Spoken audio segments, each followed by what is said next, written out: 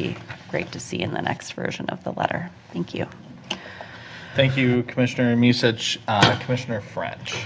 I guess a lot of concerns I have with the whole plan. It's meant to create more housing for folks. We're always having this discussion about affordable housing. We really need to have a discussion about low-income housing, because what's affordable is kind of, it's relative. We have a lot of conversations up here about the environment, and I'm trying to figure out how we reconcile previous conversations with this conversation, and how much we are on the side of developers, right? Are we going to let developers? I feel like this plan is a plan for developers. It's a way for the developers to get a bunch of money and not really do anything. A lot of the laws that govern rental properties and stuff, that's all state stuff. That stuff, a lot of us, we don't really have direct control over. We can try to move that stuff in other ways, but I'm having a hard time. It seems palatable. The name seems good, and what it's supposed to do, it's meant well. But I think we have some real issues and concerns that we need to address. If we're really talking about redeveloping this city and doing things the right way, every time I pass a construction project, I never see folks that look like me. And I'm wondering where those people are coming from. I'm wondering if they're coming from our city or they're coming from different cities. And I want to make sure if we're having projects like this, I want to dedicate that to the folks who are having a hard time right now finding a place to live, finding a job, or whatever. That's how you redevelop Minneapolis. So I guess I just wanted to know how many minority projects, how many minority construction workers are working on these projects that are about to happen. President Bourne, Commissioner French, I honestly couldn't tell you. These aren't our projects that the Park Board's involved in any way. I don't know. All right, thank you. Thank you, Commissioner French. I have a couple of comments and suggestions. Overall, thank you for the hard work that was put into this, and I know that we are on a timetable to respond to, and we want to have our voice heard, and I think that this is a very good effort in that direction. I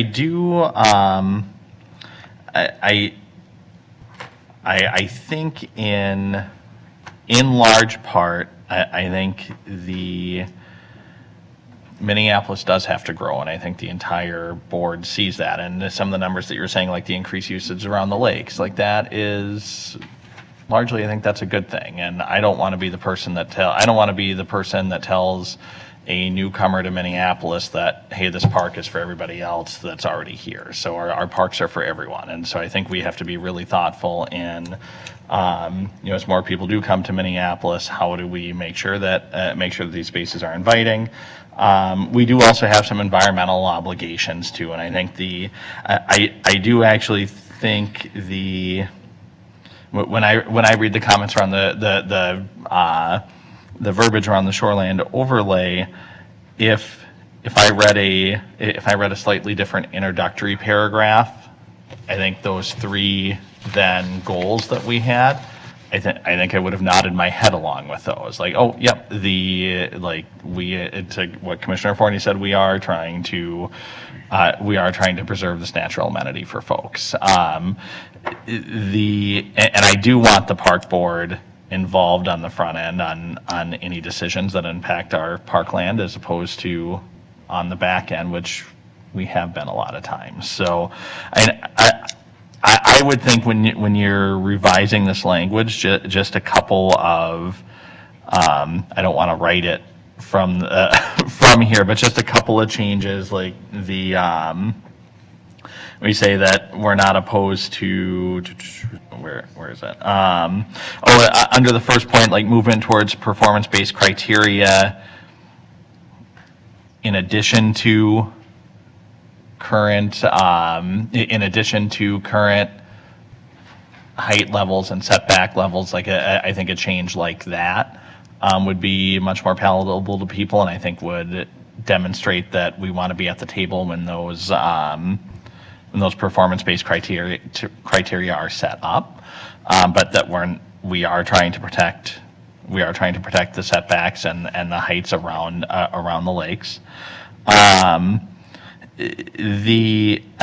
would also, I mean, I think that there's just some value statement alignment around that paragraph that leads into that leads into that. I think Commissioner Cogill had mentioned it. Just make sure that the values that this organization has fought for over the years, and a lot of folks have worked for, are actually reflected in those comments of the city. I would actually say, largely speaking, I would like to see us take a step further with density, and I know Commissioner Meyer wanted to just omit the part that says we'll be silent on density, but I think, as we talked about, or more people coming into the city is more people using our parks, it's more funding for our parks. It's an increased tax base that then goes to support us. I think that Minneapolis does better when there are more people in the city. And I think some folks had said that the city does have a capacity to grow without a lot of changes right now. But I think, again, that value set, I don't think that there's anybody that wants to tell anyone that Minneapolis is not for them. So I would like to see some language that we're encouraging our city as a destination for people to come and live and start their lives. Those are the only comments that I have. I guess what I would suggest, Commissioner Cogill, do you have a? I was going to make a motion to table. I was going to suggest the same thing. Second. I think if we can just give a little bit, just a little bit of indulgence, because I think staff does need, the deadline is September 22nd for feedback. President Bourne, that's correct for agency feedback. Okay. It's certainly possible to revisit this item at the first September meeting and still meet that deadline. Okay, so would you have the ability to do at the August 15th meeting, or is that putting too much pressure on your revisions? I will not be in attendance at the August Okay. 15th meeting, so unfortunately, no. Okay, so just keep in mind that if we don't get something in, we don't hear anything. So our first meeting in September, and then we might have one. I think we'll have one other cycle after that. But we just need to. It sounds like there's a lot of different opinions. We just need to get it done too. So as long as you have that direction, I think a move to table and to bring back under unfinished business in September would be in order. It's so moved. Seconded. It's been seconded. Is there discussion on the motion to table? I saw go on and off. Or are we? What's the rationale for table? So I can just, since I made the motion, my thought is that we've had a little bit of discussion here. There's clearly some thought about clarifying some language, at least around the land use and built form section. Other folks have had some comments, and this was the first time that we've been able to discuss the letter that's come forward, and it would behoove us for staff to take back the thoughts that we've had in this discussion and be able to come forward with something a little bit more clear with some of our thoughts. I didn't see the order. I think it was Commissioner Meyer and then Commissioner Forney. Is there any Mr. objection to Manager. that, Commissioner Meyer? I just wanted to know what your thoughts are on what the process of revising will be, especially if we disagree on different changes that should be made. Are we just going to do this again on September 1st, or will there be some of us who meet with Adam and make revisions? My hope would be that we do not do this again on September 1st, that I think that staff has heard these comments and that every commissioner has had the opportunity to review the 6-page letter. Any commissioner is welcome to work with Mr. Arvidsson in the interim, but also know that he's preparing a document that for the entire board to support. So you're certainly welcome to work with him. And it looks like you want to add something, Adam. Go ahead. Thank you, President Bourne. I think most of the things that have been discussed, I'm sort of seeing head nods, and I understand that there's a direction, and those are easy changes to make. I do still don't feel that I understand where there's consensus around our statements about density. and some of the specific policies. If we support the city's specific policies about density, that's sort of one side of the coin. We could remain silent without even saying that we're remaining silent, like we are now, which is a sort of middle ground. That's the one piece that I wouldn't know exactly how to write that as I stand here right now. Okay. I think my follow-up suggestion to that would be if folks get there, if they feel strongly about any additional comments that is inserted or any additional changes, that you get those to Adam by. President Boyd, I do have differing perspectives on this matter, so it's less a question of understanding particular commissioners' ideas for how this be written, as it is that there are several opinions that I've heard. I think what I'm saying is that if we give an opportunity for that feedback, maybe there might be more of a confluence around those opinions, but maybe I'm not correct about that. I can try. But maybe I'm not right with that. But Commissioner Forney followed by Commissioner. Can I suggest? Oh, I'm sorry. Deputy Superintendent. President Bourne, I just wanted to alert you that Council Rice is looking to make sure we should be tabling or if we should be postponing instead. So just to note from a perspective of what we should be doing, he's double checking. Thank you. I think it's likely what the board wants to do is postpone to a date certain. It sounds like what Is that what? I'm hearing. I'd like to remove my motion. I believe you said that. I think you said it. As I heard Commissioner Kogo's motion, it was to postpone. Yes, that's correct. That's what I heard. That's Yeah, what he meant. thought so. To September 1st. September. Is that the meeting it's date the or the 5th. first meeting in September? The September 5th. 5th. The 5th, okay. Commissioner Forney? So, in the interest of transparency, I think that one of the reasons why we do have a lot of people here tonight is because of the letter. And so I just want to make sure that everybody understands that there's at least one meeting that, you can come for public comment, okay? Whether or not we'll have anything by the 15th, I'm not sure. But I really want to make sure that we do have the input from the community and that they do feel that we are being transparent and we're welcoming their comments on this. Particularly the density question, I think, is very important. So we are having one meeting in between. And so the question I have, I guess, is there any possibility of postponing, I guess, the delivery to the city on the, what is it, the 20th? 22nd. 22nd, okay. President Bourne, Commissioner Forney, the city staff have actually already asked me to submit staff comments if I possibly could, and I've deferred that because I didn't want to submit staff comments that might have been out of line with the board's direction. I think they're eager to get comments, and I know that they are under a state statutory deadline to complete their comprehensive plan, so I can only assume that these deadlines are designed to keep them on track. Thank you. And I just am doing it also for clarity, so people understand, why it is that we're going through this, but that we do welcome your input, we really do. And we have the one meeting that's in between, and then also, of course, public comment on September 5th. So thank you. Thank you, Commissioner Forney. Commissioner Musich. Thank you, President Bourne. I just wanted to share my thoughts on the density piece. I guess my preference would be that we not comment about not commenting or commenting in support of density.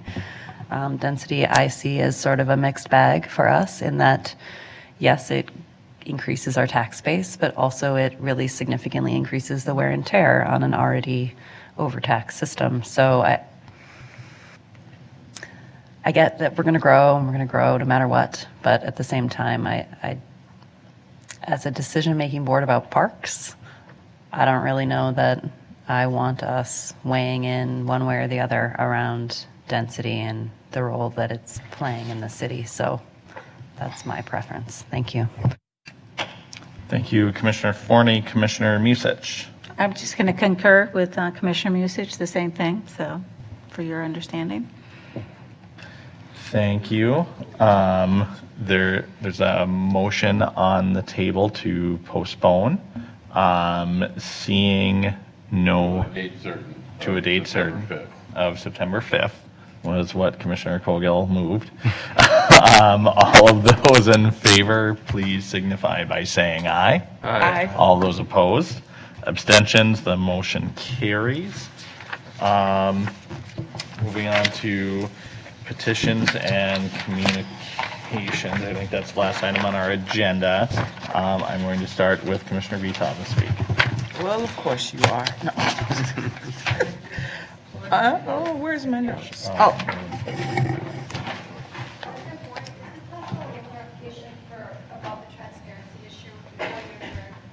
We're not adjourning, but I'm going to ask, we do have other business to carry, and I'm going to ask if maybe Deputy Superintendent Ringgold or Assistant Superintendent Schroeder can maybe work with folks while we're carrying on with the rest of the business for the evening. Commissioner Vita. thank you. I went to visit the trailhead. It is super awesome. I took a walk down there. It's a great space. I encourage everyone to go down and visit if they can. I was a little sad that the restaurant wasn't open yet because it was dinner time, but I hear it's going to be happening soon. The bike shop looks awesome. The staff there is awesome. The space to just relax and enjoy the north side is pretty awesome too. So I encourage you all to get over there and check it out. It's a very crowded place.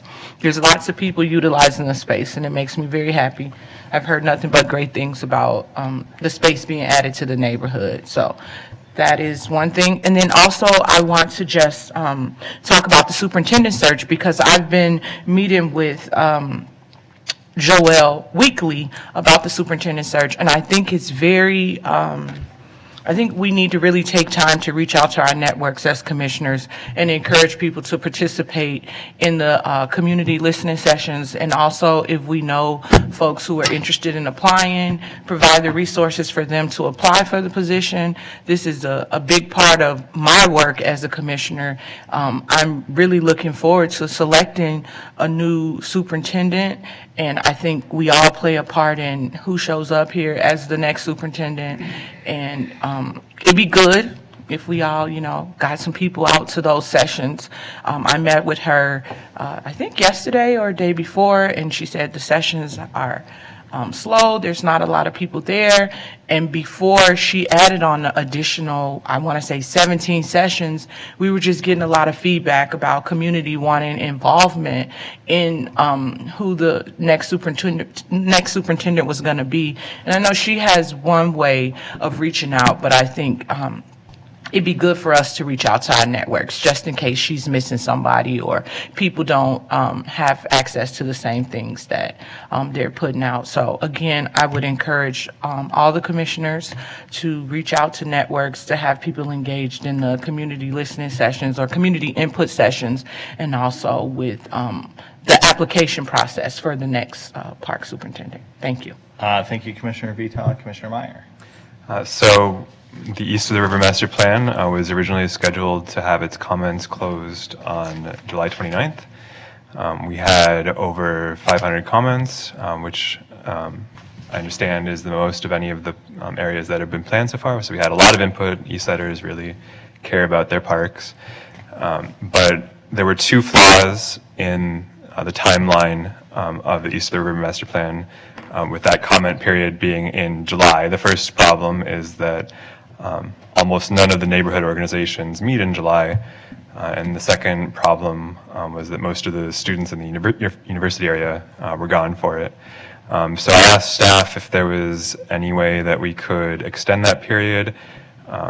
And the concern about that was that it would be more expensive to have the consultant for longer. So we extended it for as long as we could without needing to extend the consultant time. So they have extended it to August 21st, so people can keep commenting, and neighborhoods can submit formal comments until August 25th. And to get more feedback from students, I'm going to be hosting a series of town halls during the 45-day comment period. That'll already be after the CAC has chosen a general direction, but we'll still try to get as much input and be open to creating amendments to get their input. So that's how I navigated trying to get as much input as possible without costing more for the plan. Thank you. Thank you, Commissioner Meyer. Commissioner Kogel. I just want to say thank you to staff. Recently, I've had a variety of high-level concerns, and it's just been really fantastic for a lot of folks to get back to me so quickly on issues as varied as scooters to geese to everything in between. And it's just been great to work with everybody here and communicating to so many concerned citizens and working together on a lot of issues as the summer continues to heat up. So thanks a lot. Thank you, Commissioner Kogel. Commissioner French. Last Sunday, North Commons, there was a return of the kickball games that go on every Sunday. It was an awesome event. We had folks from the city that came out and gave, had a little peace rally a little bit before. I really want to encourage folks, if you got some time on Sunday afternoon, to come on by North Commons and check out a kickball game. If you've ever watched town ball in small town Minnesota, that's kind of how this kickball game is. People get really excited. They got their own teams and uniforms, and I think it's some of the best of the North Side. And I want to encourage everybody to come out next week. I think there's 3 or 4 more weeks. I think they're in playoff right now. So if you want to come see some hot kickball action, come on to North Commons. Thank you, Commissioner French. Commissioner Forney. Thank you. I saw Al Flowers in the entryway when I came in, and he handed me a flyer. Unfortunately, I'm not able to go, but I told him I would announce it. In collaboration with the Juneteenth Celebrating Freedom Committee, there's going to be a community healing and reconciliation gathering, led by our Black churches to reclaim unity with the community. This is going to be on Sunday, August 19th from 2 to 6 at North High School, 1801 Fremont Avenue North.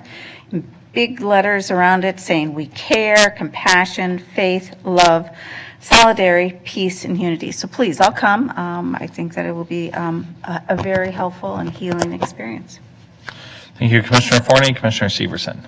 I'd add to that, it's the North High football field, just for clarification, just because it's not so I didn't close. say that. Yeah, it's okay. A few things. I was excited. I was golfing on the par 3 at Theodore Worth the other day, and I seen a trailer up on the hill. And I was like, what is that doing? Why is there someone living in a trailer up there? But it's the goats. So I thought that was really cool. Yeah, the goats. So I thought that was pretty cool. But they're all living there. So I also had the opportunity to go biking on the trailhead for the first time. And John Munger is a skinny guy because he bikes a lot. And let me tell you, my legs were on fire, and my son was behind me trying to run me over. It was great, and I just want to echo the words of Commissioner Vitak. Get out, enjoy that. It is such a great space, and infrastructure improvement on the north side, it's vital to our success. So it was really awesome to be out there.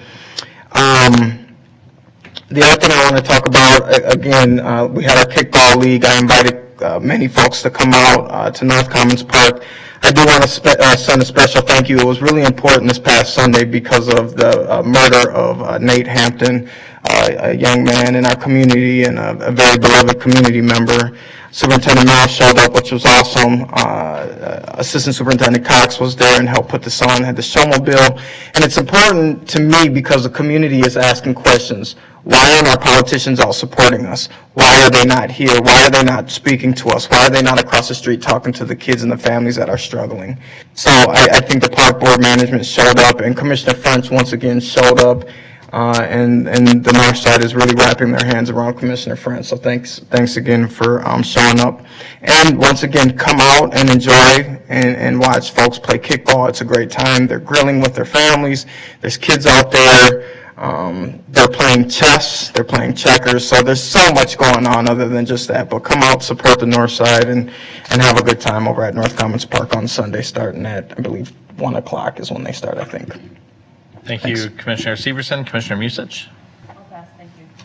Thank you. I will just, I'll be very brief and just say that I want to thank Chair Alondra Cano for inviting the Minneapolis Park Board to address its Committee on Public Safety. And thanks to Superintendent Merrill and Chief Ojado for giving the city an update on the work that we do together and the work that we're looking to do better together. So thank you for taking your time to keep the city updated on the important work that we are doing.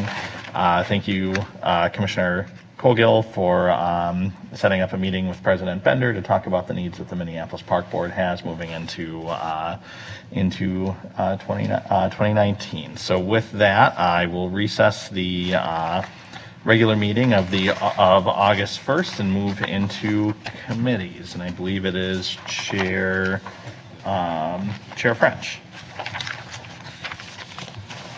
Okay, the time is 7:41. I'd like to bring the Operational and Environmental Committee to order. Secretary, can you call the roll? Sure. Commissioner Cogill. Here. Commissioner Severson. Here. Commissioner Musich. Here. Vice Chair Meyer. Here. Chair French. Here. You have a quorum. Thank you. I'd like to approve the agenda. So moved. Second? We don't Need a second. All right, I'd like to have a vote on the agenda. All in favor, say aye. Aye. All opposed? Thank you. I'd like to approve the minutes from Wednesday, July 25th, 2018. So moved. All in favor, say aye. Aye. All opposed? Thank you. The action item, the board adopts a resolution 2018-242 captioned as follows. Resolution 2018-242. Resolution approves a joint powers agreement between the Minneapolis Public Schools and the Minneapolis Park Recreation Board for a 12-acre area within Cedar Lake Park to be designated as a school forest in the Minnesota School Forest Program. So I think we're going to bring some staff up here. I'm going to just move Resolution 2018-242. All right. Yeah, there you go. Thank you for reading it. So moved. And I'd like to bring Marilyn Pilsner. Did I say it wrong? I'm so sorry. It wouldn't be bad to All have right. beer for a last. Cool. But So you've got some information for I us? do, so I'm just going to quick see if I can find it in here. Thank you for being here.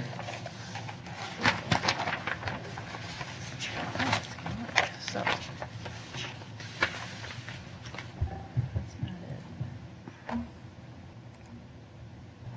I'm going to show you this. Can you talk into the mic so people on TV can hear you? Thanks. So Kenwood School, who's been working on this with us, the two main adults who've been working on it made this really great book. So I'm just going to pass it around because I couldn't put all the photos in here, but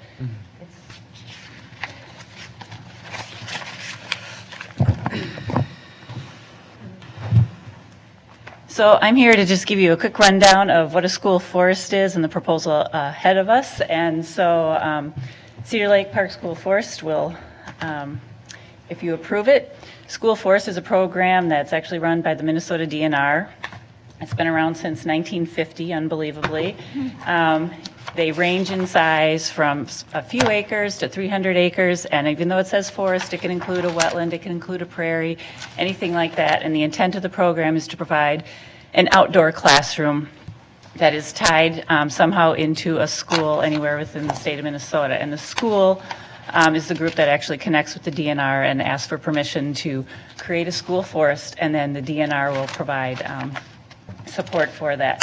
And so right now within Minneapolis, there are 3 other school forests, and they actually are at Northrop, Michael Dowling, and Marlene Myers, which is a charter school over in Northeast. And for those specific school forests, it's actually on school land. So this will be the first one, first designation for a school forest in Minneapolis parks. So Kenwood Elementary School is, of course, within walking distance of Cedar Lake, and Cedar Lake itself has a very robust volunteer program with the Cedar Lake Park Association. There's the ones who have been around for forever that created the Cedar Lake Trail and have been working with us. The 5th grade students in particular are the ones that are targeting and have been like every classroom for 5th grade has been going to the lake for years and years and doing hikes. They do glitter pickup. And they've really gotten to know the site. They love it. And one of the students at the time, so this has been a long process to get here, he really loved the park, had researched things within the DNR, found out about the program, and started a school forest committee, which is the first step. And his name is Avinash Patel, and he's actually graduating from high school. Actually, I think he did this spring, but he's the one who really started it and had to round up the adults in order to create the committee and contact the park board and everything else. So Kenwood Elementary has been using the area for a really long time. They've been working in partnership with Keith Pressing, who's the president of the Cedar Lake Park Association, and they've really developed a strong relationship with the lake, with this area.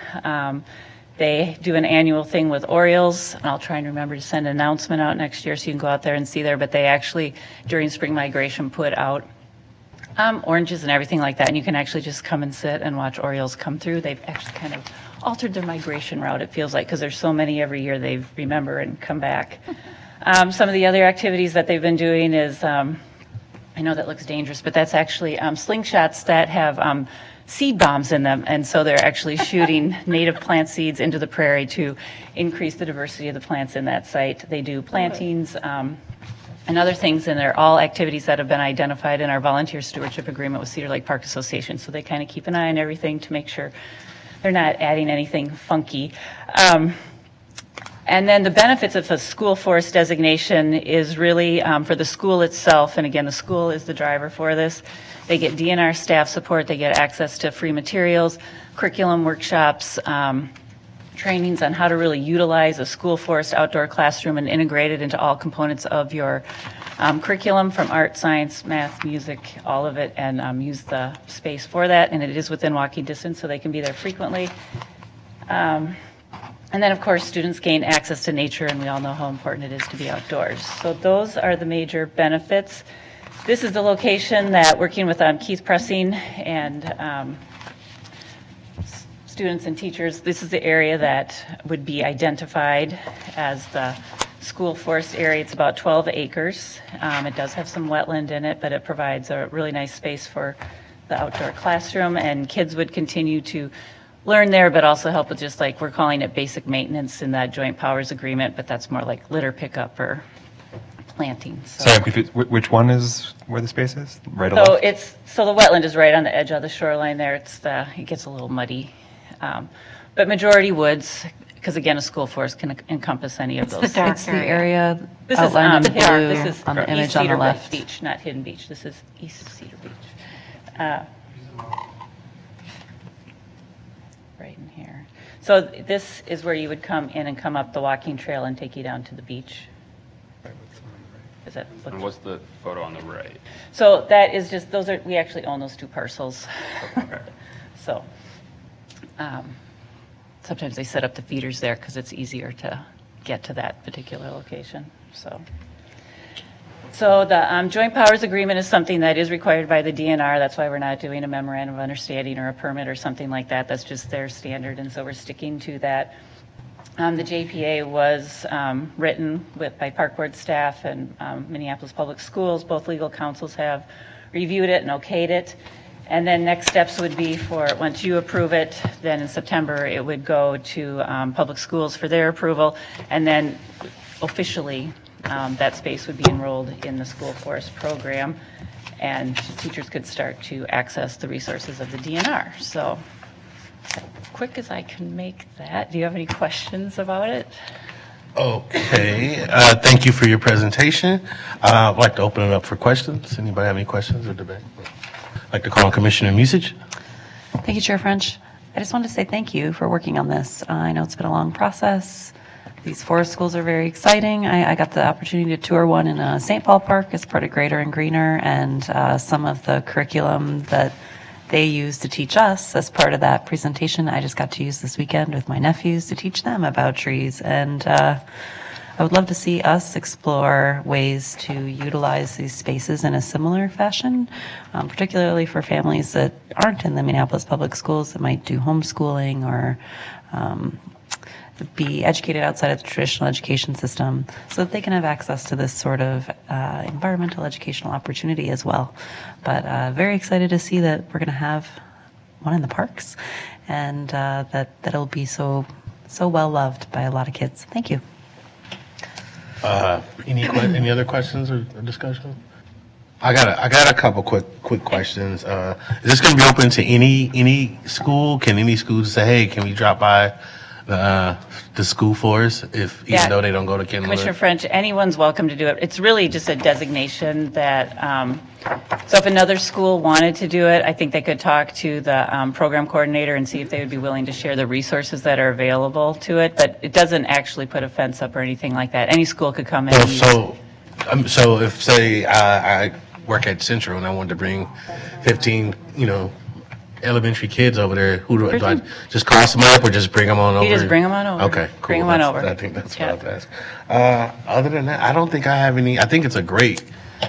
I think Commissioner Musich may have one more Yeah, I just question. had a clarifying question. So my understanding of these is that the materials are provided to the school in the joint powers agreement. So if a different school wanted access to that same curriculum, they'd need to reach out to that school and have them share that information so that they'd have access to the same materials to educate their kids. Is that accurate? Commissioner Musich, if they're making it very custom to that site, I would say yes, but I think a lot of it is general. So like Project Learning Tree is a predetermined curriculum that you can use in any forest. So, Okay. and that is something you can actually get online too.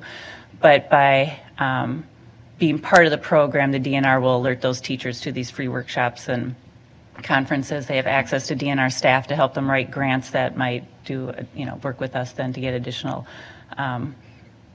benches or something on site that would, benefit the park. But I do think like Karen, who oversees the program, would, if another school really wanted to, I'm sure she'd be willing to share. She's that kind of person. Okay, thank you.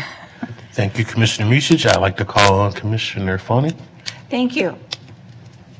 Hoorah. I guess that's all I can say. And also to thank, and I'm sorry I didn't catch his name, the young man. Avinash Patel. Thank you.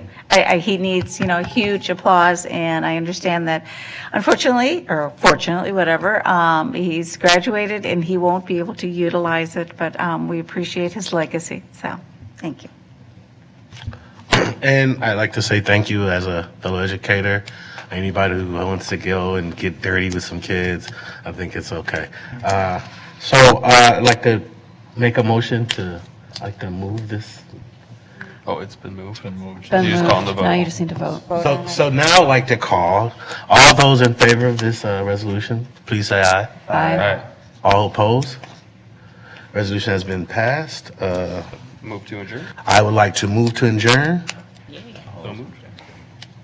All would like to adjourn, say aye. Aye. All opposed? Thank you. We are adjourned. All right, I will bring the Administration and Finance Committee to order, time being 7:53. Nice. Thanks. Would the Secretary please call the roll? Oh, yeah. Commissioner Vita. Commissioner Meyer. Here. Commissioner French. Here. Vice Chair Musich. Here. Chair Cogill. Here. You have a quorum. Thank you. I'd entertain a motion to approve the agenda. So moved. All those in favor? Aye. Opposed? And I will entertain a motion to approve the minutes of Wednesday, the 25th of July. So moved. All those in favor? Aye. Aye. Opposed? Motion carries. I'll move Resolution 2018-243, a resolution accepting the invitation for the Minneapolis Park and Recreation Board to join the Midtown Community Works Partnership. The resolution has been moved. I would just ask for, for Assistant Superintendent Schroeder to give us a overview of what this means.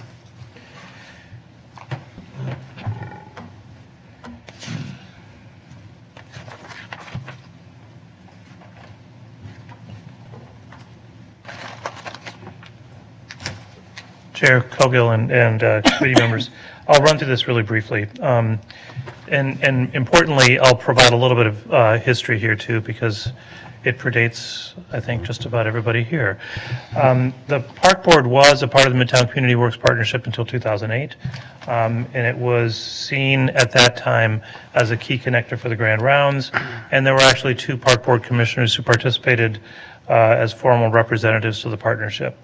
That partnership continued without the Park Board after 2008. Nothing was implemented as a part of that relative to the park system, and there were some budget limitations that redirected Park Board funds to other locations.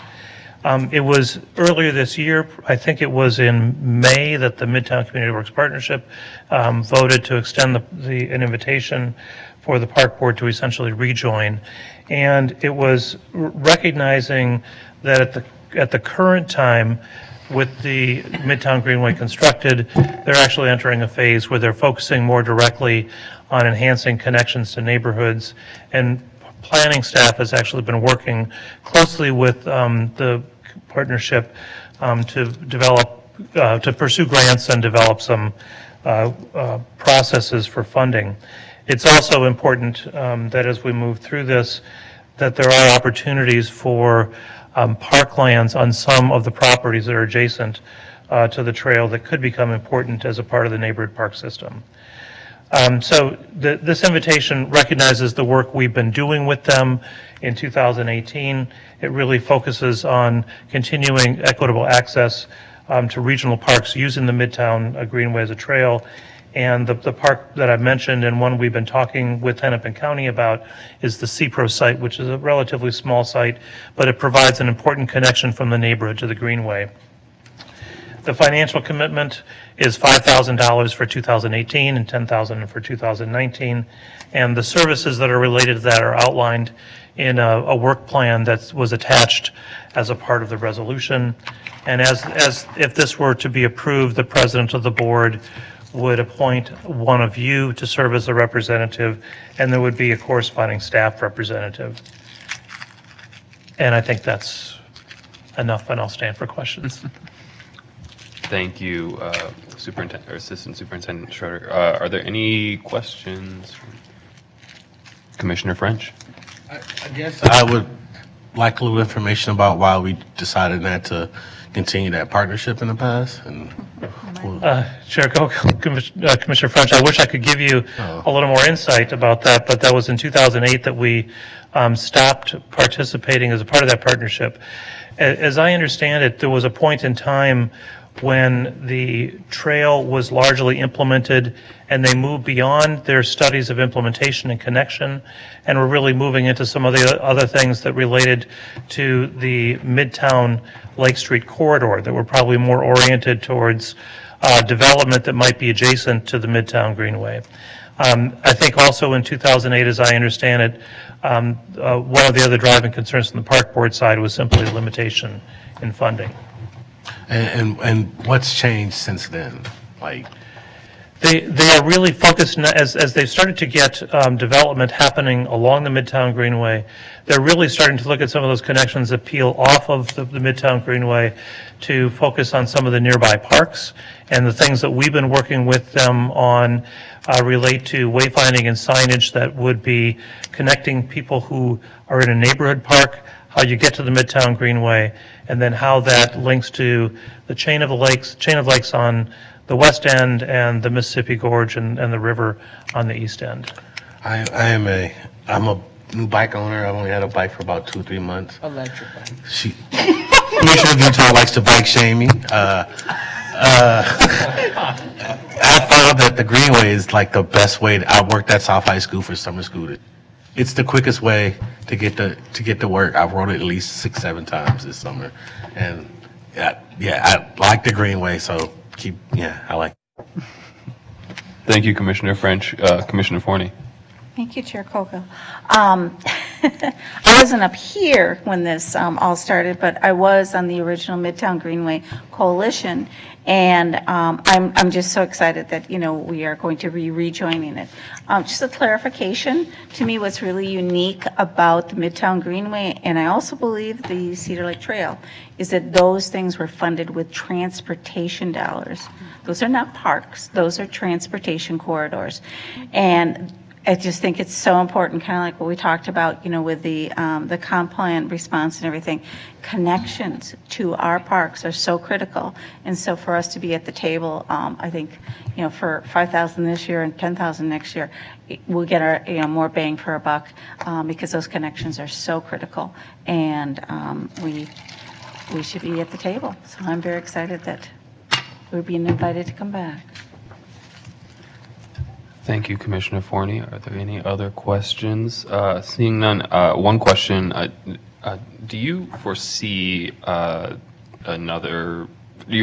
this work being able to be completed within this cycle of a year and a half of being involved, or do you think there'd be another re-up on this? Chair Coghill, it would be my anticipation that this would continue beyond 2019. Okay. And in fact, I think their original request to join included only a commitment for 2018 in dollars. They were asking for $10,000. We suggested we're already halfway through the year. Can we change that to be half as much for this year, but really make a commitment to the full term for 2019 so that we could be perpetuating this? I see. And a final question. I'm very supportive of us being involved. What are we gaining by being at the table at these particular meetings, as opposed to just coming in as needed when they're asking us about connections to parks? Chair Coghill, I think we are more integrally involved in framing the connections, as opposed to having them suggest that they're going to go out to Blue Cross Blue Shield, get a grant, and then they would tell us, so we're going to be creating some wayfinding. We're actually there helping them write the grant. So we're there at the inception of many of the initiatives that they started in 2018, and I would see that continuing.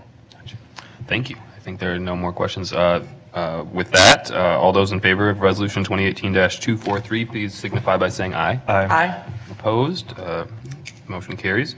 Move Resolution 2018-244, a resolution approving an agreement with At Glenwood LLC regarding properties at Bassett's Creek Park, a part of the Minneapolis Park System.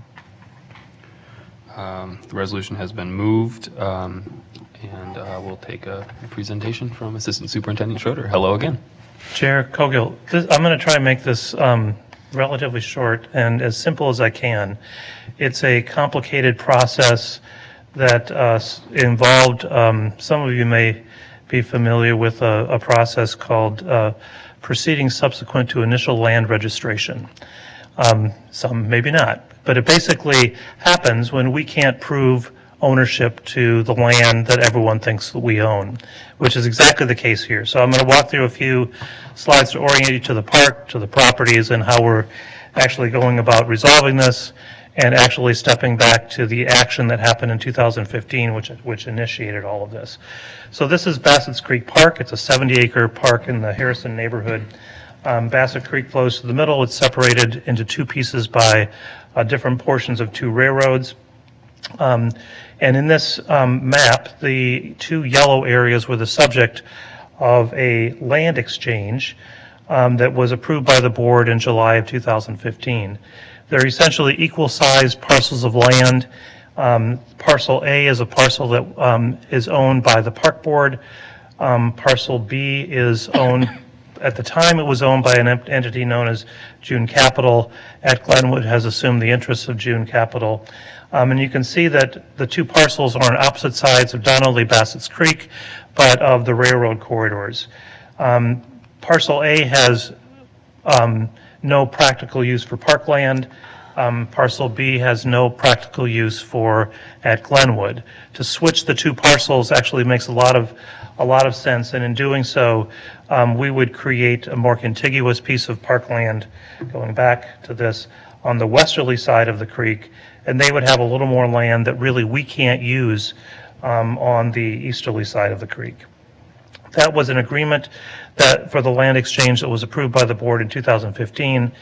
That agreement is not the subject of this, but as we were moving through the process of reviewing the survey to understand what we really owned out there, we came across a whole series of tracts where the ownership was unclear.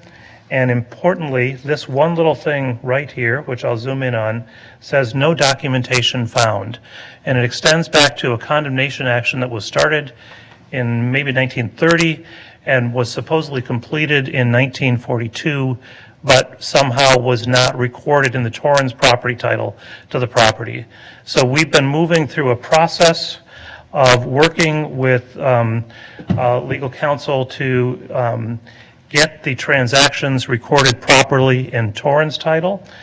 We've worked to get the examiner of titles for Hennepin County to recognize that we have fee ownership, and it required us to go back to every possible owner of that piece of land and have them all say, we don't have an interest.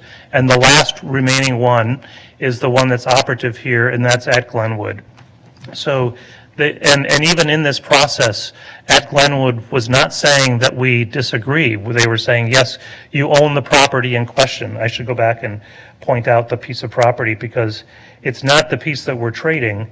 It's actually this piece right here, which touches on the parcel that's part of the land exchange. So we have moved through that process. If we get this agreement approved, it will allow the land exchange that was previously approved by the Board of Commissioners to be executed. It allows us to go to the district court in about a week to finalize this action, and it will recognize that we actually wholly own Bassett's Creek Park. So that was quick for 2 years of legal consultation. And Thank you very much. Are there any questions from commissioners? Seeing none, all those in favor of Resolution 2018-244, please signify by saying aye. Aye. Opposed? Do we need a roll call? Oh, do we? Well, this is just in committee. This is in They committee. will at the board meeting. Okay. It's gonna Okay. be Transferring Thank the you. plans. All right. Just go to your, Right. Goes all the way to Goes to the full board later tonight. All right. Thank you. I'll move Resolution 2018-245, a resolution awarding a construction contract to G Urban Companies Incorporated in the amount of $947,000 for the Sheridan Memorial Park improvements. I'll leave it there. All right. Resolution has been moved. Are there any questions from commissioners? We need a presentation. Looks like no. All those in favor of Resolution 2018-245, please signify by saying aye. Aye. Opposed? Resolution carries. Or is there another one? There's one more. Yeah. I'll move Resolution 2018-246, a resolution approving the agreement to facilitate improvements on the Irene Hickson Whitney Bridge by the Walker Art Center, allowing the Minneapolis Park and Recreation Board to apply for and receive a permit for improvements on the Irene Hickson Whitney Bridge, for which the Walker Art Center will pay for all improvements and related MPRB expenditures, and for which the Walker Art Center will defend and indemnify MPRB for any damages, injuries, or otherwise for work performed in connection with the improvements. The resolution has been moved. Are there any questions from commissioners? Commissioner Forney? Thank you. I'm not on this committee, but in reading through it, this is about lighting. Do we know if it's going to be the same type of lighting that's there or a new type of lighting? And do we have any? Chair Cogill. It's not our purview, but. Chair Cogill, Commissioner Forney, I can answer that somewhat. So the Walker desires to provide lighting that will accentuate some of the features of the bridge, some of the sculptural features, or some of the verse that's incorporated as a part of the bridge. So you probably know that the bridge has been closed while they repaint it and redeck it. This is a separate action. And so it's really about that feature lighting that would be added to the bridge. Some more accent lighting. Correct. And it's necessary for us to go through this action because the Minnesota Department of Transportation can't enter this kind of an agreement with a private party like the Walker, but they can do this with what's recognized as another municipal entity. Hopefully they'll put some color options in it too. Thank you, Commissioner Forney.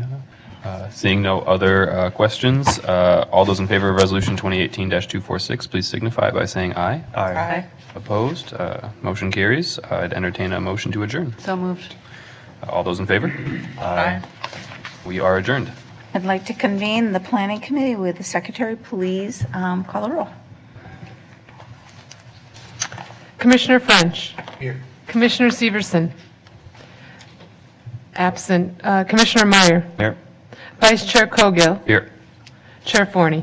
Here. You have a quorum. I'll take an approval of the agenda. So moved. All those in favor, please signify by saying aye. Aye. Opposed? Abstentions? So moved. I'll take a motion to approve the minutes So moved. of, what is the date? Whatever. Okay.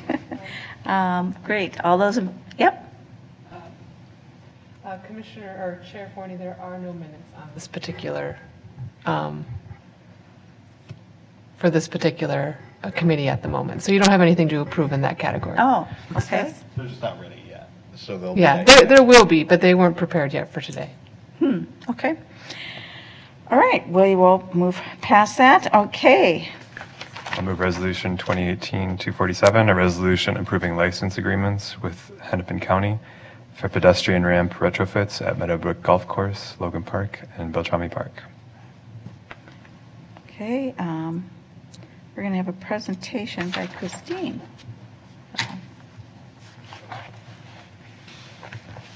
Do we want a presentation? I guess I should ask first.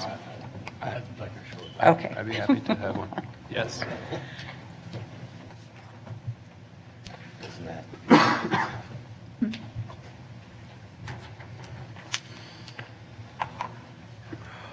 Good evening. See. I'm sorry, I was actually wrong. They were just in the wrong place.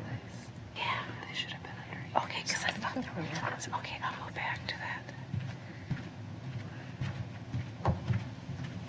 So this resolution is referring to a project that actually involves three different of our properties, three different properties of ours. The first of which is Meadowbrook Golf Course. Hennepin County is involved in actually constructing a number of pedestrian, American Disabilities Act compliant ramps.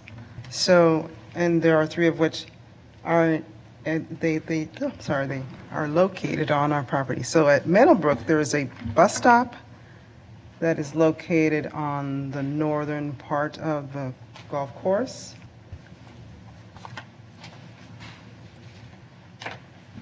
And that's probably the zoomed in portion. You'll see it currently has no pedestrian ramp to the bus stop. So they will be constructing one, and you will also see in your resolution the exhibit that shows probably not a very good layperson's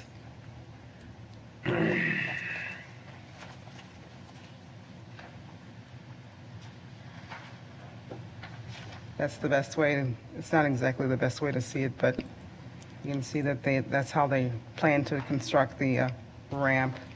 Would allow for persons who are obviously that have disabilities to be able to access the bus stop. So that is on Excelsior Boulevard, just on the right across the street from Meadowbrook Boulevard. They also have planned to construct a ramp near the, the southwest corner of Logan Park.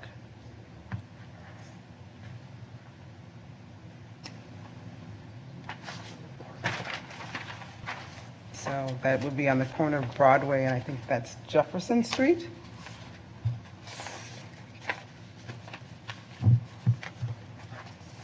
And that, again, the exhibit shows where they plan on basically constructing an ADA compliant ramp, and that would, again, involve some of our property. And of course, this is a benefit to our parkland and would benefit park users so that they can access our parks. Some of it also involves them reconstructing sidewalk, in order to blend it in. So as you can see on the diagram there. So, and then the third park that's involved is Beltrami. Sorry about that. And in that corner is actually the, what's that? I always get confused. That would be the northwest corner, and that's on Broadway and Polk Street.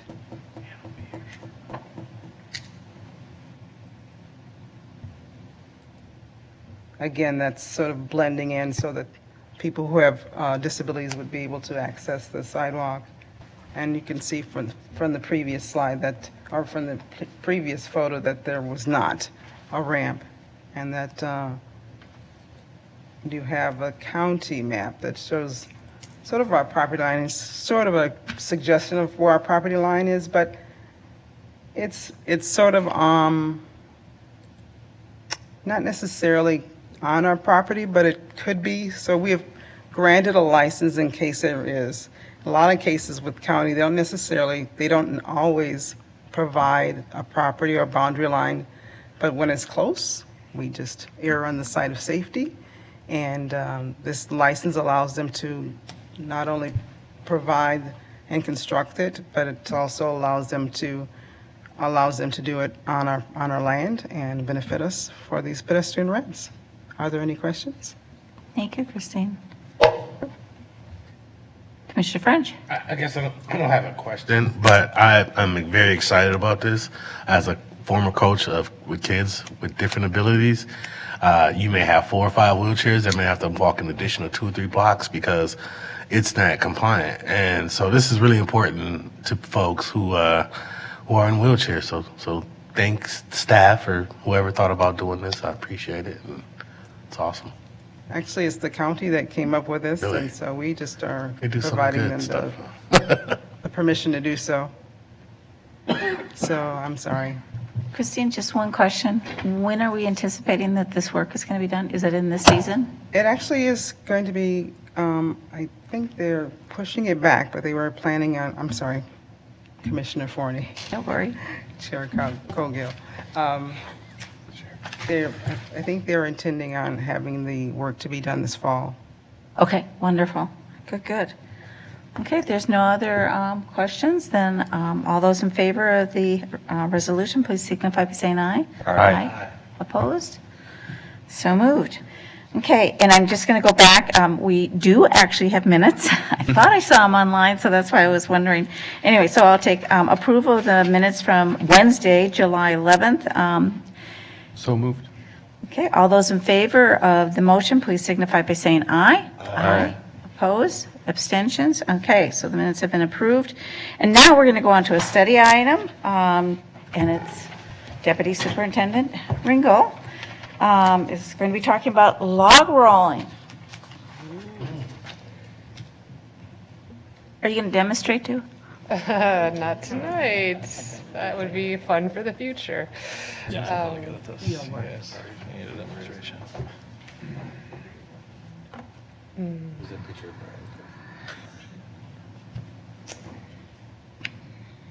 Chair Forney, Commissioners, tonight, John Munger from the Lopet Foundation and Abby Delaney from the Minneapolis Log Rolling Club will present to you an idea of bringing log rolling into Theodore Wirth Regional Park. It would be to the north of the Trailhead Building.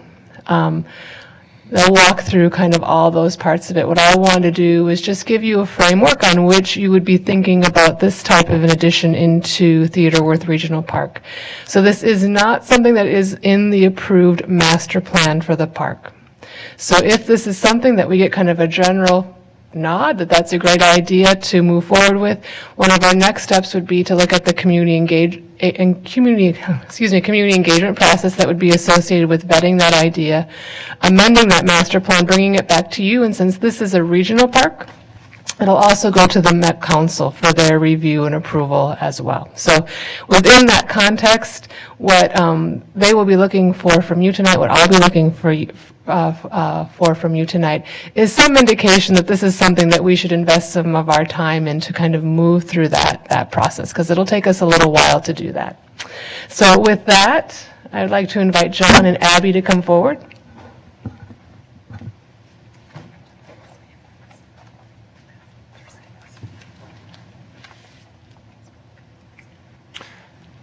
President or Chair Forney and Park Board Commissioners. John Munger with the Lopet Foundation. Here tonight with Abby Delaney, who is a accomplished log roller and probably could demonstrate that for you. But the kind of broader idea on our side is just that this would be an amenity that complements what we're trying to do at the trailhead, and it's something that I think could be a great addition to the parks and to the trailhead facility, and help us make the trailhead work and work well for the whole community. And really, Abby is the expert, so I'm going to let her walk you through this, and we can answer any questions you might have. Thanks, John. I've had enough experience sort of explaining log-rolling in my life, so I'm sure some of you are wondering why log-rolling and what is log-rolling and why are we here. So I'm going to give you a little bit of background, about my experience with log-rolling, what's going on with Minneapolis, log-rolling in Minneapolis, around the country, and why we think this is a great idea. So within the Twin Cities log-rolling community, I sort of wear two hats. I'm the founder and president of Key Log-Rolling. I come from a family of world champion log rollers on a mission to make log rolling an Olympic sport by giving more people access to it. So we created a portable synthetic log rolling log, the Key Log, and in addition to designing, manufacturing, and selling the equipment, we also help recreational programs and aquatic facilities start log rolling programs and train their instructors. We are based in Minneapolis, and we manufacture the Key Logs entirely in Minnesota at Winona Canoe Company. And when I decided to move back to the Midwest to start Key Log Rolling after college, I thought, what better place to headquarter a log rolling company than in the urban center of the land of 10,000 lakes in a state with a strong history in the sport. One of the first programs I helped us start was actually with the Minneapolis Park and Rec Board. We ran classes at Day Makaska and Nokomis, and eventually I trained the lifeguards, and now the MPRB program is entirely self-sufficient. The other hat that I wear is as the board chair of the Minneapolis Log Rolling Club. The club was founded in 2015 by a group of individuals who had taken classes through the park board, at the YMCA, at the U of M, or several other Twin Cities log rolling programs. And they were looking for the next step and wanted to learn to compete and train with other aspiring log rollers. The club hosts a winter indoor tournament series as well as a signature tournament at the end of each summer. And we now have Minneapolis kids and adults traveling to tournaments around the Midwest. And just a few weeks ago, 2 Minneapolis boys won junior world championship titles. When the club first formed, the Kenwood Neighborhood Association reached out to us to see if we'd be interested in log rolling at Hidden Beach. They wanted more healthy, family-friendly activities at the beach, and they came up with log rolling. So we've enjoyed 4 beautiful summers at Cedar Lake, and I do feel that our presence has contributed to the changing atmosphere at Hidden, but the club has started to outgrow our little section of the beach, and so when we thought about lakes that we would like to consider as our club location, we selected Worth Lake as one of our top picks for a new summer location. We met with the Lopet Foundation to see if there might be ways to partner with their summer camps and other activities. John and the Lopet Camp director expressed their desire to bring all the activities back to the center of the trailhead. And however, they knew that summer camp in Minnesota isn't really quite the same without some type of water activity. So we walked the site to determine if there might be a way to bring log rolling to the park. And we discovered a perfect spot at the base of the sledding hill at the back of the trailhead patio, as you can see here. You might be asking yourself, what value will log rolling add to Worth Park? So if you've never seen or tried log rolling before, that's definitely an understandable question. But when you see a group of kids, adults, or families learning, you will immediately recognize the recreational and health benefits that log rolling offers. Log rolling is a low barrier to entry activity for all ages and ability levels. A log rolling specific pond at the base of the trailhead in Worth Park would give anyone the chance to challenge themselves in a safe and fun activity. We've actually created training fins, which are essentially like training wheels for log rolling. They create a progression to learning and allow anyone to step right up and give it a try. And I really mean anyone. I did a summer camp activity with the Shriners Hospital for kids with limb deficiencies, and it was incredible to see what the kids were doing and how quickly they learned. So, within 30 minutes, participants could be meaningfully log rolling at a level that they could then come back and practice on their own in an open rolling session, and it's truly an entry-level sport. It's also an affordable and equitable sport. So aside from the logs at the facility, participants don't need any special or expensive equipment. Beginners can go barefoot or with water shoes. And because log rolling is done in shallow water, it's actually a non-swimmer activity, so even non-swimmers can participate. The activity has a unique ability to draw non-swimmers or not strong swimmers to make them feel comfortable in the water. And it also allows adult non-swimmers to recreate with their kids in the water safely. If you don't know how to swim in Minnesota, then a lot of the summer activities are closed off to you because so many of our summer activities are in or around water, but log rolling is truly a water activity that non-swimmers can do. A log rolling pond will also give families with really young children or elderly grandparents an exciting activity at the base of the trailhead. So older kids and parents can go off mountain biking and trail running, and the younger kids and older grandparents could stay and log roll, so no one is left on the sidelines. Log rolling is also very spectator friendly, so it's constantly drawing eyes and interest. People love to watch it, so even those sitting on the patio, though they're not participating, they're still really engaged at the park, as you could see here. Log rolling is an activity with several different programming possibilities. For example, at the trailhead, we envisioned that log rolling would be part of the youth, the trailhead adventure camps that run during the weekdays. During the evenings and weekends, there is a whole host of options. So we could offer open rolling and rentals to individuals or groups. And log rolling equipment rentals could be more affordable than mountain bikes or cross-country skis because a whole family or group, one key log could serve a whole family or group. We can offer beginner and intermediate classes for youth, adults, families, in a variety of formats, private lessons, drop-ins, 4-week sessions, and advanced training is also an option for those interested in joining the log rolling club.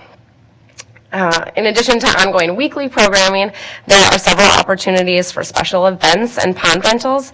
Log rolling is becoming a trending activity for like corporate outings, team building activities, birthday party rentals, and other visiting groups. Lastly, we envision that a log rolling pond in Worth Park could one day be a premier site for nationally recognized log rolling tournaments and events. Located at the base of the park trails, the log rolling pond would benefit from this natural amphitheater layout. And as I mentioned, log rolling is an exciting spectator sport with a unique ability to draw outsized media attention. In fact, Minneapolis is already attracting attention because of log rolling right now. So the New York Times, Outside Magazine, ESPN, NPR are just a few of the publications that have written about the growth of the sport. And recently we received a call from a producer for NBC Travel Show that's featuring the Twin Cities and what's going on here in an upcoming episode. And in researching things and activities to do in Minneapolis, they came across log rolling, and the host will be spending an entire day learning to log roll with the Minneapolis Log Rolling Club. We have a vision to make the Worth Log Rolling Pond the model for recreational programs across the country. In the past 5 years, we've started over 500 log rolling programs across the country in 49 states and 9 countries. Municipal parks and rec, community aquatics facilities, summer camps, college campuses, people all across the country right now are learning to log roll. Last summer, as I'm sure many of you were a part of, the Minneapolis hosted the City Parks Alliance Conference, a Greater and Greener Conference, and log rolling demos were included in the City Parks tours at Marcusca, Cedar, and Nokomis. And the Deputy Mayor of the City of Los Angeles decided to give it a try, and she loved it and immediately noted that she envisions that log rolling could be a part of their 2028 Olympic Legacy Project. This summer, the City of Los Angeles bought 5 key logs for their city pools, and 2 weeks after using them, they ordered 4 more because they wanted to add it to more programs and more pools. People are learning to log roll in Denver, Seattle, Dallas, Charlotte, Orlando, San Diego, San Francisco, countless other urban, suburban, and rural communities.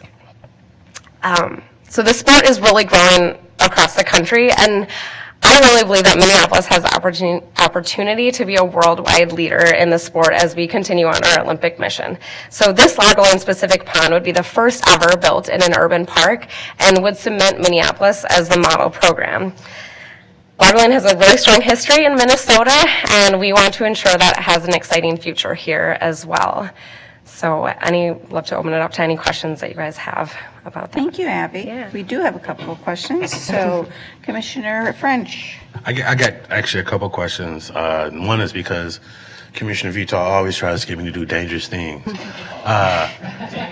I guess I want to ask Council Rice, are we covered with recreational immunity with this in case she gets me out here on one of these logs? And Let's see, this is, whose committee? We're planning. Planning, Chair Forney, Commissioner French. The answer would be yes. I guess we'd have to see what agreement was struck. We are with the Lopet Foundation, and they've gotten insurance policies to cover us, and we can contract with nonprofit recreational organizations if that's what this is, if it's a nonprofit, as opposed to log rolling is some kind of professional worldwide wrestling or worldwide log rolling company. No foo-foo Mr. wrestling. McMahon might be a different answer.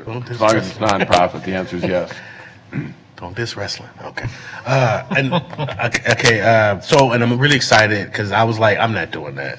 Then you told me that training fin, so I'm fins or whatever. So it sounds like fun on a hot summer day in Minneapolis. So thank you. Yeah, you're welcome. It is. Finished? Yeah. Okay, Commissioner Severson. Thank you, Chair Forney. So I had heard about this about a month ago, and I was super excited about it because here's more infrastructure or possible infrastructure improvement to North Minneapolis.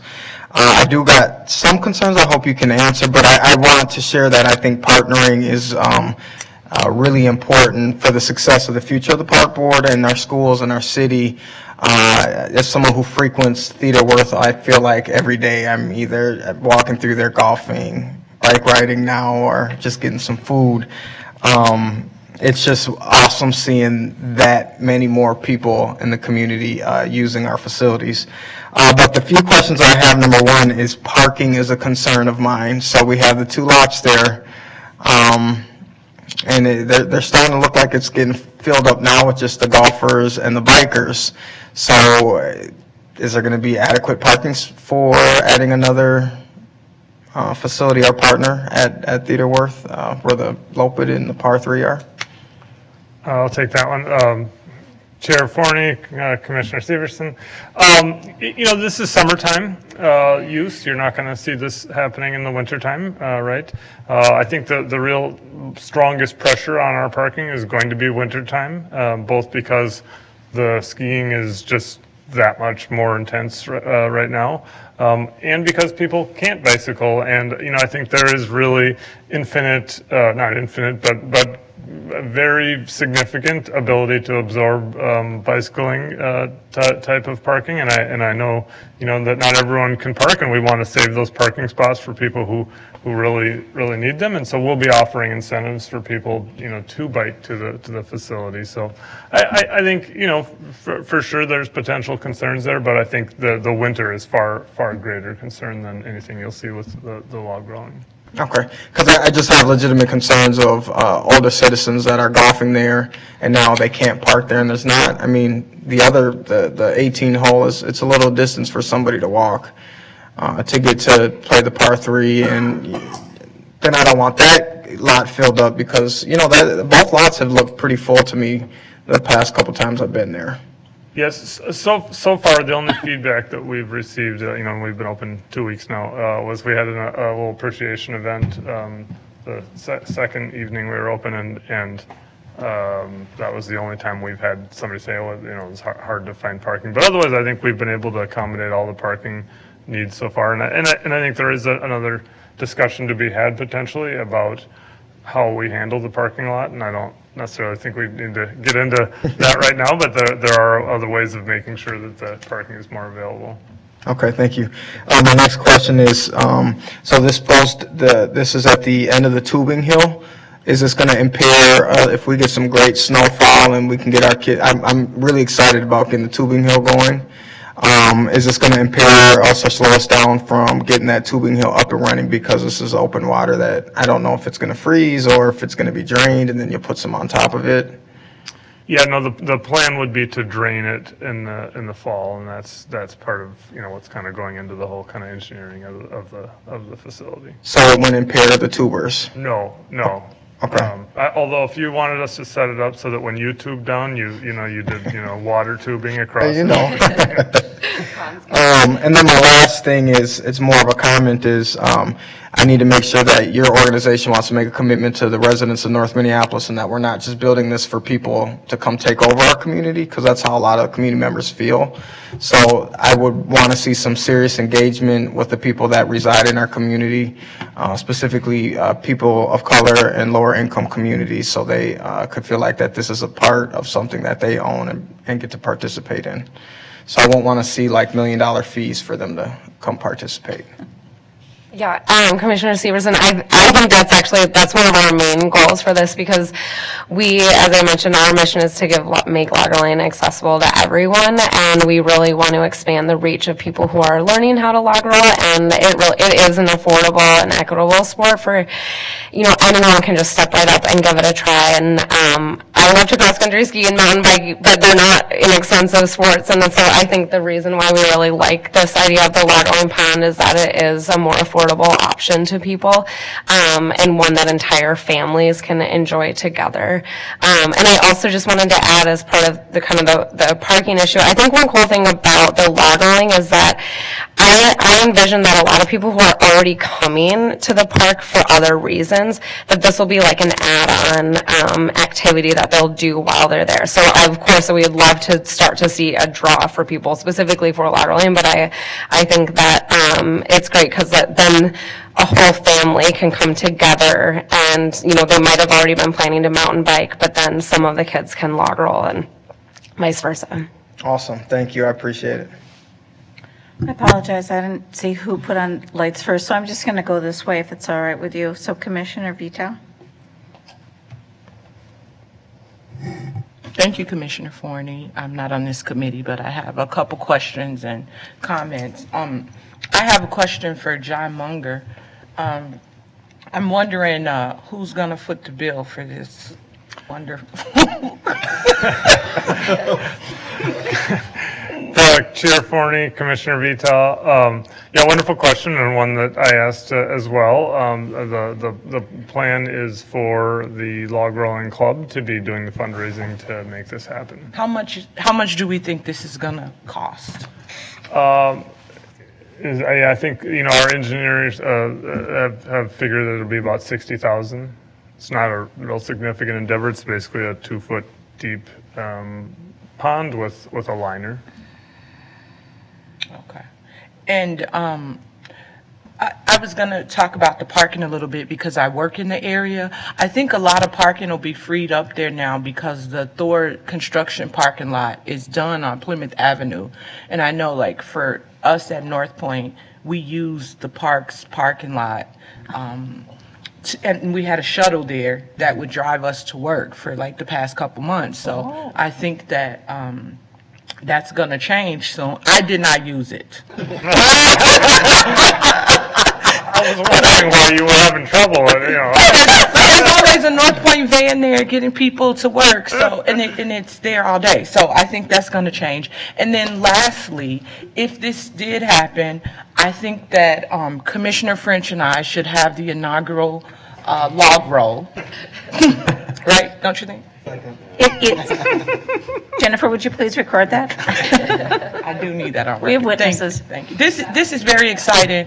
I also want to echo what Commissioner Severson said about making sure that the community is engaged in this and that they understand that this is an activity that they can participate in, and there's opportunities. I know sometimes we think of things as really cheap, as compared to other things, but it has to be affordable to the people who live over there. And sometimes what's affordable to us may not be to them. So I would appreciate opportunities for everyone who wants to use that, to get into this sport, to be able to do it, no matter how much money that is, rather it be scholarships, as a part of fundraising, creating some type of scholarship fund for those, because we kind of make assumptions sometimes that $5 is affordable, but that may not be the case for some people. So I really hope that we follow some of the practices that others have done with making sure that people have opportunities to these type of activities.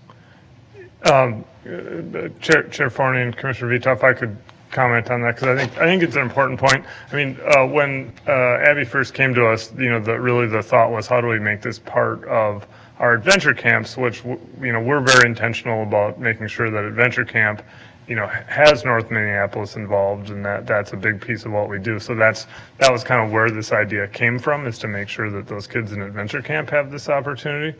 But the other thing I guess, I'll allude to, and you kind of alluded to it with scholarships, is, the model of everything that we do there is very much on this kind of scholarship type model. We do want to make sure that when the person comes from Edina and wants to use log rolling, that we are getting compensated for that, so that there is a reason that they're using the parking, and that we're able to make this trailhead facility available to everyone. But we are very intentional about making sure that there are scholarship type of opportunities. So it's I don't want to deceive everyone and promise that, it's going to be $0 to use the log rolling pond. There will be a fee. We will make sure that both between the club and the Lopet Foundation, that like everything else the Lopet Foundation does, we make it available to the community. Thank you. Commissioner Vito, if I could, Chair Forney, sorry, if I could just add to that, I will say, wearing my key log rolling hat here, I'm actually really glad to hear that there's pressure from the board on that side, because that is one of our goals of key log rolling is, log rolling is a sport that's based in Minnesota and, has this culture here, and it probably is more considered sort of a white lumberjack sport, and we really want to change that stereotype. And like I said, we have kids in urban community pools in LA learning how to log roll, and in Dallas and Atlanta, and we really want that to be, we want log rolling to be known as a sport that's equitable for all people to learn and try, and it's athletic and it's really exciting, and so that's really important to us, and I'm glad that there's pressure from you, and we really hope that we can meet those expectations for you. I'll be watching. Commissioner Meyer. Thank you.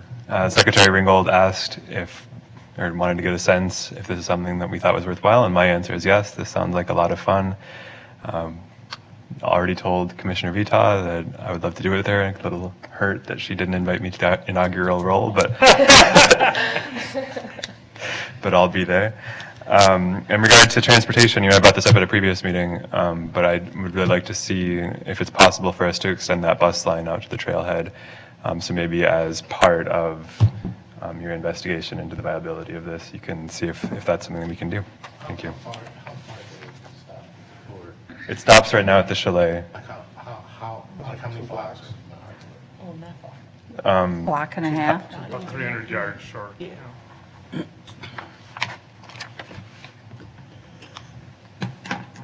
Commissioner Colville.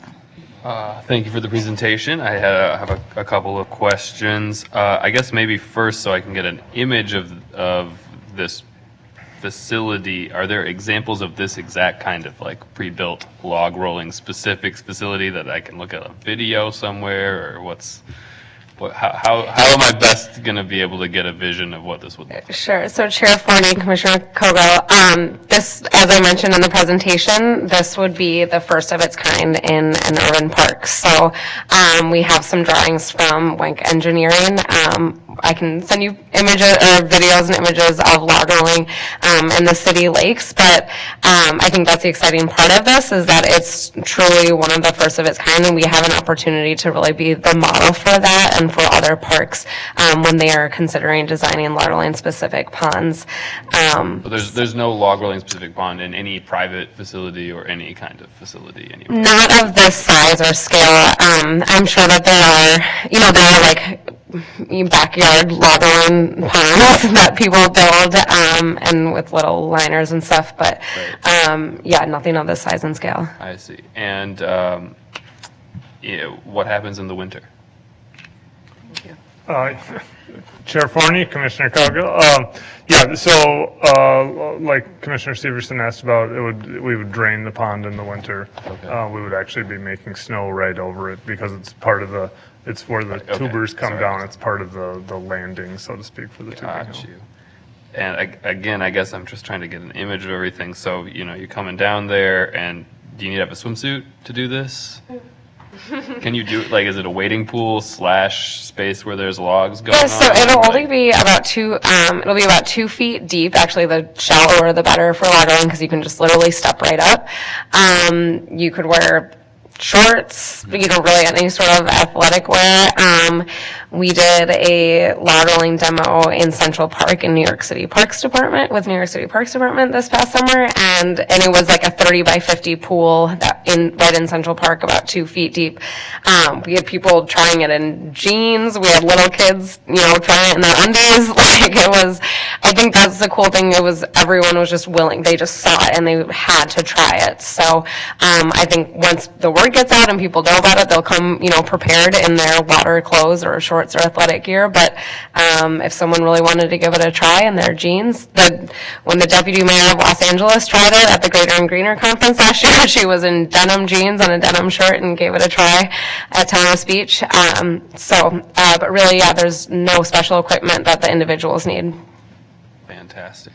And maybe it's probably far too soon, but I'm wondering about how you envision proportion of time that this would be just a publicly accessible experience to proportion of time when you're trying to do larger corporate events or any of the other private related events that you mentioned, or competitions type thing. Yeah, so Chair Forney, Commissioner Kogo, we did lay out kind of what a week at the log rolling pond would look like, and we envisioned that, during the day the youth camps run from 9 to 4, and then there would be a time in the early afternoon into the evening where there would be open rolling, where you could do rentals or people can come try it, and then a time in the evening where you'd have classes that people could sign up for, and then training for the log rolling club. Those things can also happen simultaneously. I think we have room. We designed it for room for about 9 key logs, which is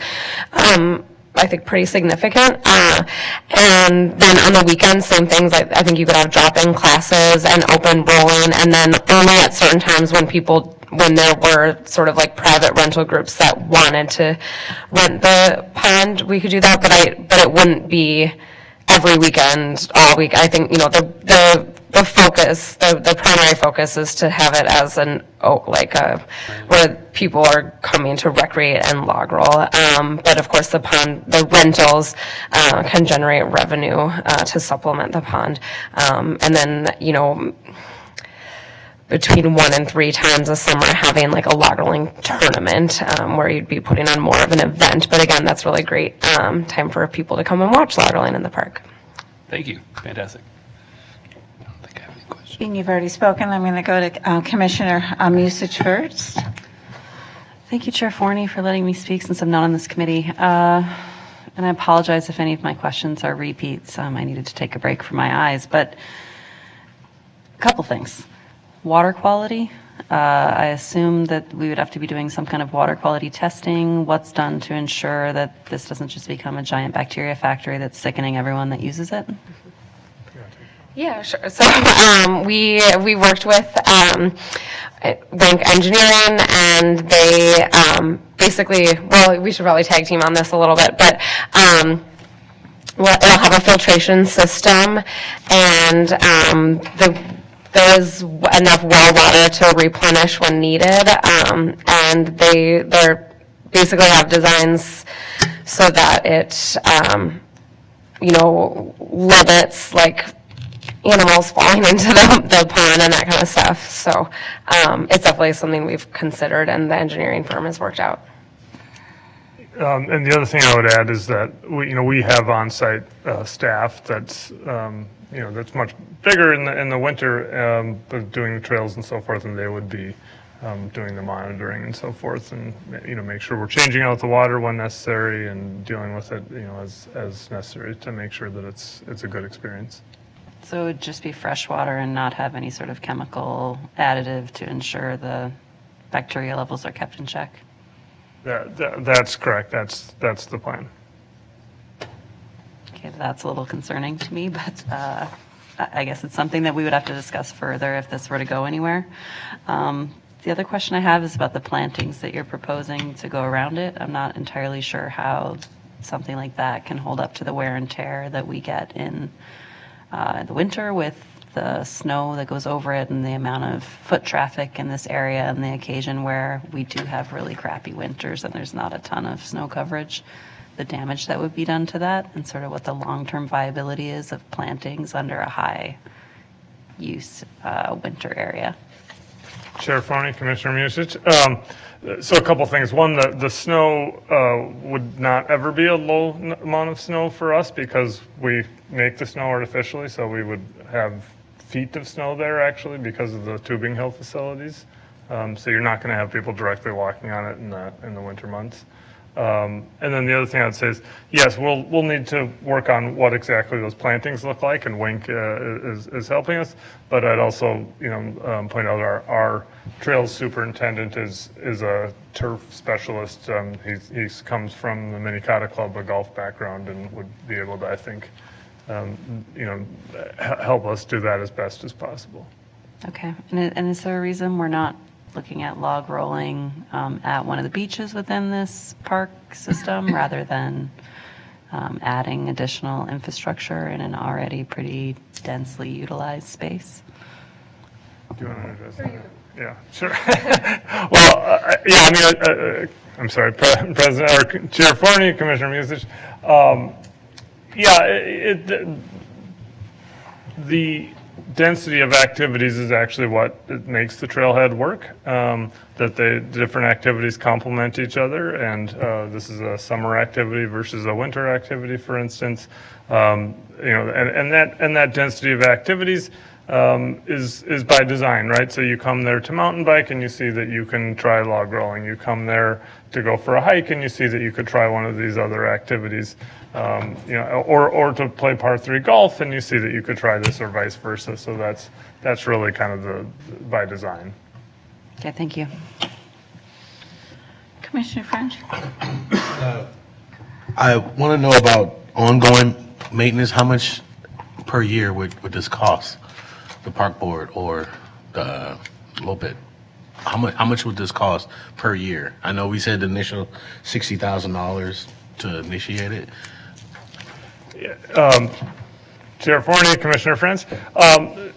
So the ongoing maintenance is mostly labor cost, and I was kind of alluding to this in a previous question. But we have year-round permanent staff, and this actually helps balance out the year where they have more work to do in the winter because that's our most busy time of year.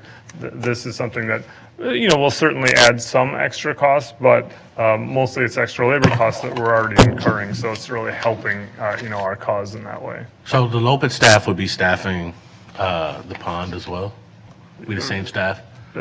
Yes, that's the plan. Are we planning to pay this new staff a living wage? That's a huge concern of mine. Our staff that's that's doing this stuff year round is making far over a living wage. How much is that? Like, I just ballpark. I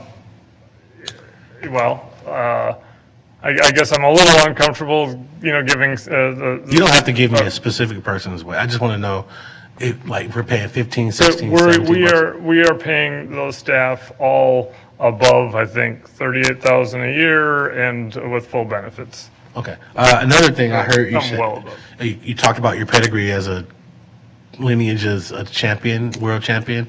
I'd seen a picture of Powderhorn Park back in, I don't know if it was the 20s or 30s, when they were doing ice skating at Powderhorn Park, and there were thousands of folks lined around that bowl.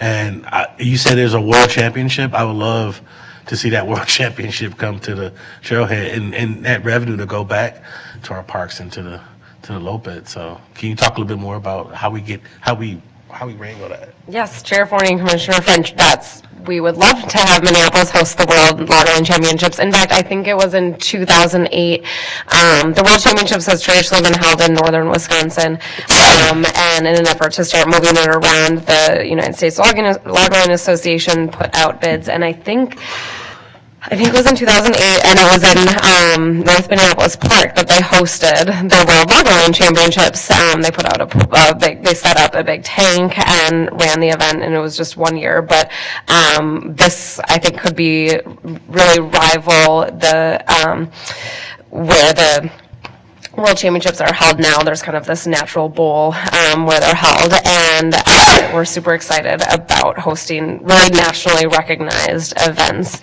here, it's exciting to hear that you guys are interested in that as well. Thank you very much. I'd also comment on that one. I think that would be really exciting, and I think what would really be great is if in 5 or 6 years, when we host an event like that the person who wins the championship is somebody from North Minneapolis, and it could be Commissioner Vita. For sure.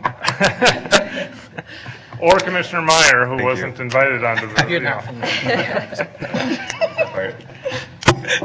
Commissioner Vito, are you, oh, you're not.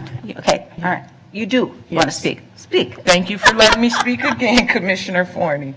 Sorry. I'm going back to this money thing again, because 60,000 seems a little low to me to make this happen. I mean, maybe it could, but it just seems like it's a little low. So I wanted just clarification that 60,000 was going to make the project happen, and not like what it took to design the project. Chair Forney, Commissioner Vita.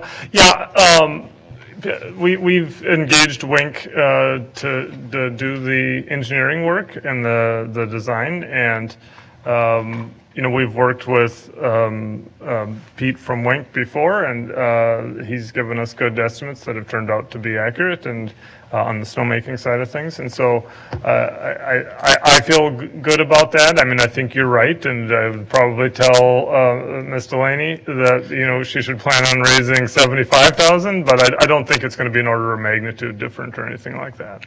So can Wink it is, right? That's the name of it. Can they provide staff with the cost estimates that they think this project will?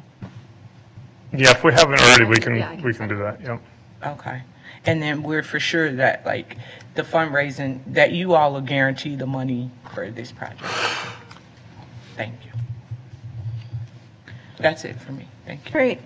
Seeing no other questions. Oh, I got a ton of them. First of all, I need to disclose that I have done key rolling. I did it at the Midtown Y. I did a full class, whatever, and it was in deeper water than 2 feet. I would have welcomed the, what did you call them? I call them trainer wheels, but they're tweener. Yeah. Okay. Anyway, that would have been wonderful to have. Anyway, it's a marvelous sport. It's great for little kids because they have no inhibitions, whatever. It's wonderful. So it sounds very exciting, okay? But I have a lot of reservations about this. I really do. So I'm going to just kind of go through them. To me, this is equivalent to a wading pool. And if it's a wading pool, staff can maybe answer this question. I think we need a fence around it. Does anybody know? We need a fence around it. So, Chair Forney, Wink, as part of its engineering work, has gone around and assessed, what does this qualify as, and because of its depth, it's not subject to various regulations. So if that was something that the board directed, it would be, it would be something we would consider. I can tell you that if there was a fence required around it, we would probably have second thoughts about doing it because of I'm the quite sure there's a complications. fence that's needed. Yeah. Anybody can drown in 2 feet of water. And that's what you're trying to prevent, is trying to prevent toddlers, from going in. So I really, that's why I'm biggest hesitation on that. Go ahead, Abby. So, Chair Forney, I believe that Wink, as John mentioned in their assessment, he talked to all of the different municipal entities, but because it doesn't have a concrete bottom, it's not considered a pool, and so it's not regulated the same as wading pools. It would just be another natural body of water. So that's what they assessed. Whoa. Okay, anyway, those are questions that we need to get answered, and Michael, thank you. Chair Forney, you're asking a lot of questions that we haven't even had a chance to engage the LOPA with yet. We have made initial contact with Pete Daniels from WENC, but we have a long ways to go in this. This presentation tonight was just a discussion item to see what the interest was. And as Deputy Superintendent Ringgold noted, we not only have all this engineering to go through, but we have master plan amendments to go through and community engagement. So we'll have a lot of time to get a lot more answers about exactly the type of pool, how we deal with the water issues, and making certain that it's constructed to the standards and rules that would apply to the park board. Thank you, and that leads me, while I've got you, Michael, okay, is we would need to go through the master planning again. We would have to go through the Met Council. Those are all costs. Chair Forney, that's correct, and we haven't had a chance to talk with the LOPIT about that, but we will have to go through the master plan amendment process, and it's not something that will happen in a couple of weeks or even probably a couple of months. It will take us some time to move through it. So, I mean, I just have real concerns about that, you know, it's not a $60,000 project, it's actually quite a bit more. Okay, so for future maintenance is something that, you know, we also need to be budgeting in. We, of course, would have to, a rental agreement, you know, whatever that you'd be contributing back and stuff like that. Some of my other things that are concerned, we have a huge issue that's going on with Weber Park. Here we are going to be in this bowl, and therefore, you know, ducks are going to be coming in there. So as far as the water treatment, that is a real concern to me. Are you on Worth Lake? Are you doing log rolling on Worth Lake? No, we've been log rolling at Cedar Lake. Okay, anyway, I hope that you'll be there. But more importantly, is I hope that you'll be on the Mississippi, the most appropriate place for log rolling, of course. Anyway, so so I'm really concerned, number one, about density of the activities that are going on there. I'm really concerned about, you know, if there, we do need to have a fence around it, long-term maintenance. Those are real critical things to me. And then, of course, the additional expense and just whether or not the appetite is there for having something like this as far as the master plan and the Met Council. But I do want to put the challenge out there that instead of, and I think, John, you spoke too quickly, I really think that we should incorporate this somehow in the polar plunge. Why not incorporate it in there? But anyway, so with that, if there's not any other questions, I will take a motion to adjourn. So moved. All those in favor, please signify by saying aye. Aye. Opposed? Abstentions? We are adjourned. I will reconvene the regular meeting of August 1st. Chair Cogill. On behalf of the Administration and Finance Committee, I would like to bring resolution 2018 two of them, I guess, 2018-244, resolution approving an agreement with Glenwood LLC regarding properties at Bassett's Creek Park. It's been moved. Is there a second? Second. It's been moved and seconded. Is there any discussion? Seeing none, if the secretary would please take the roll.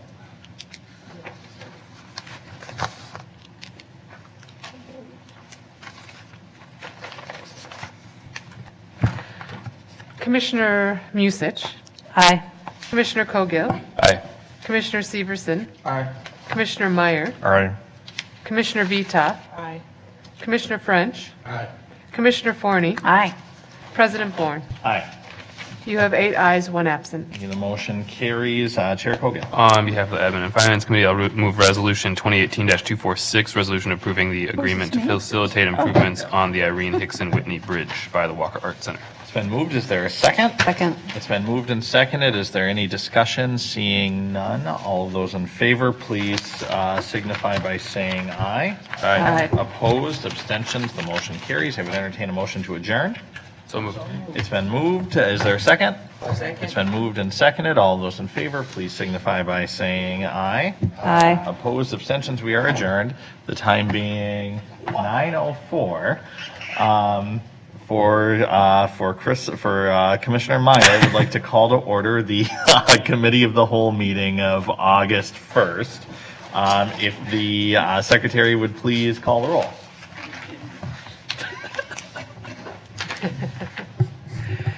Commissioner Musich. Here. Commissioner Cogill. Here. Commissioner Severson. Commissioner Meyer. Here. Commissioner Vita. Here. Commissioner French. Here. Commissioner Forney. Here. President Bourne. Here. You have a quorum. Thank you. I would entertain a motion to approve the agenda. So moved. It's been moved and seconded. Any discussion? Seeing none, all those in favor, please signify by saying aye. Aye. Opposed, abstentions, the motion, or the agenda is approved. I would entertain a motion to enter into closed session for the purposes of discussing a discussion regarding downtown Commons Park litigation. So moved. It's been moved. Is there a second? Second. It's been moved and seconded. Any discussion? Seeing none, all those in favor of entering closed session, please signify by saying aye. Aye. Opposed, abstentions. We have entered into closed session. If we would go to the next room. You get ready to go. She gets some